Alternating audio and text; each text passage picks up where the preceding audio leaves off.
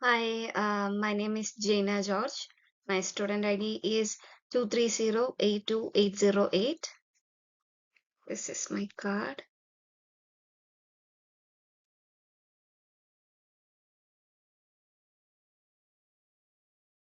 And today I will be talking about working lives in the gig economy, freedom versus precarity. It's a critical assessment on the courier services in the gig economy. So, here's what I will cover in my presentation.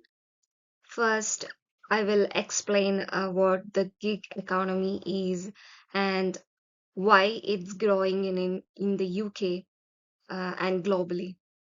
Then I will explain two important ideas precarity, which means job insecurity, and freedom in gig work. Also, I will show two real examples food delivery drivers and package delivery couriers. I will discuss which group struggles most in these jobs and suggest two solutions. There is tired employment classification and the portable benefits. Also, I will end with recommendation reading and my references.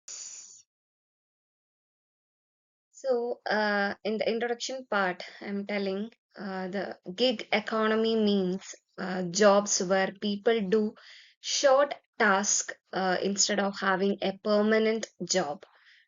Workers use the phone apps to find the delivery jobs.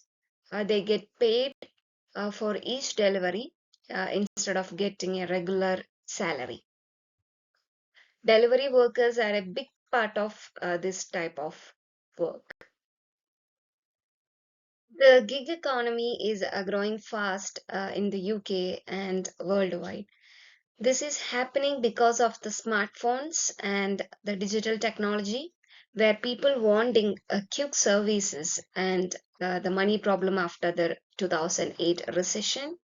Also, because of the COVID, the delivery become more important for the people.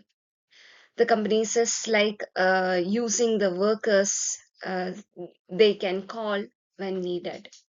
In the UK, about 4.4 million people work in the gig economy, with a worldwide number growing about 17 percentage each year. So moving to the next slide, the workers in the gig economy faces many problems. Their income changes a lot. They never know how much they will earn each week. Also, they don't get any sick days, holidays, or pensions. And the computer systems decide who gets the work and watch who well they do. Rating systems create constant pressure to perform well. As Standing says, precarity is not just an economic insecurity, but a condition of existence where workers bear the burden of the business risk. So, on the positive side, the gig work offers some freedom. Workers can choose when to work and decide when to log on or off, don't have a boss to watching them, and can work like entrepreneurs and might get a better working life balance. But these freedoms have limitations. You can't choose no to work if you need money. Also, the app creates new ways to control the workers through algorithms.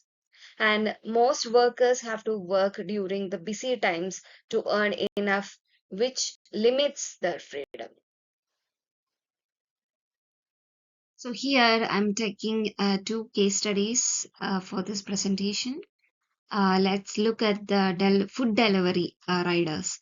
These people are who deliver the restaurant meals using the bikes or scooters through apps like Deliveroo, Just Eat, and Uber Eats.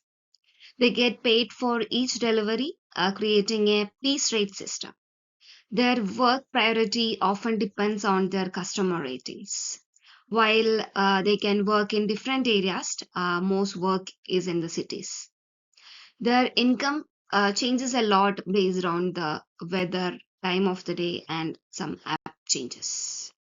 They face traffic dangers with little injury protection, and being self-employed means they have minimal rights.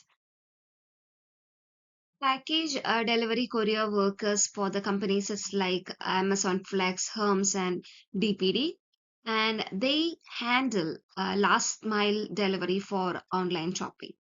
They are paid per route or package and use their own cars, paying for gas and repairs themselves. They deliver more package than food couriers, but have more personal expenses. They follow set routes with strict time targets.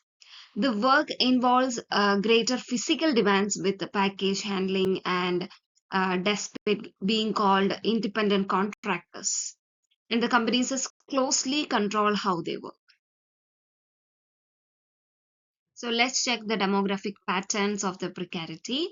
Not everyone faces the same problems in the gig work.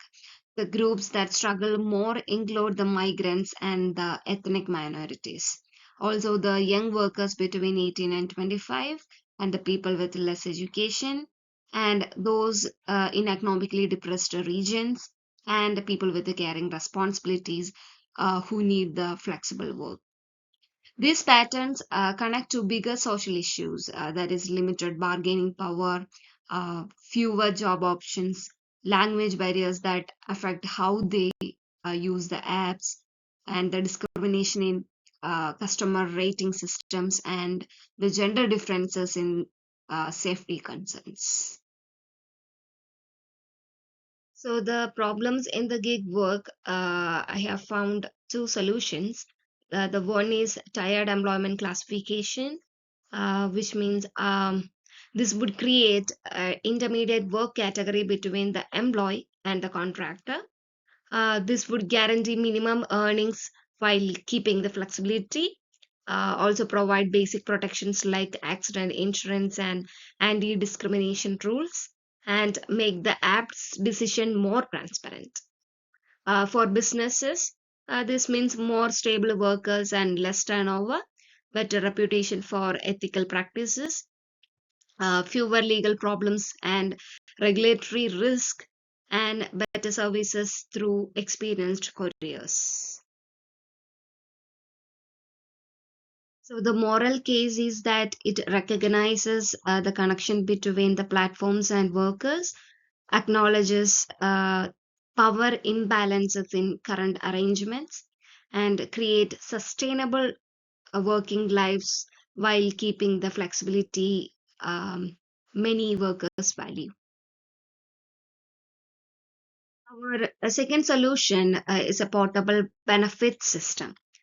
This means platforms would contribute to individual worker benefits accounts based on how much they earn. Benefits would follow the worker across different platforms. This would cover health, paid time off, retirement, and professional development. For businesses, this build workers' loyalty and retention and helps them to compete to recruit careers, shows corporate social responsibility, and prevents stricter regulation. The moral case is that it recognizes all workers need dignity and security, also addresses the social inequality problems we identified earlier, and creates sustainable career paths within the gig economy. So, to learn more, I recommend these two sources: Wood and Colleagues 2019 article, Good Gig, Bad Gig, that provide the comprehensive research across the multiple countries, examining how the algorithms management impact the courier autonomy with detailed in first-hand accounts of careers experience. Second one is Johnston and Land, um, Cass 2018 report looks at ways workers can organize and have a choice in the gig economy, of offering the practical examples of how collective organizations can reduce the precarity. So here are all the sources I used in my presentation, including the academic journal articles, research reports, and a book on the gig economy. And thanks for listening. Thank you so much.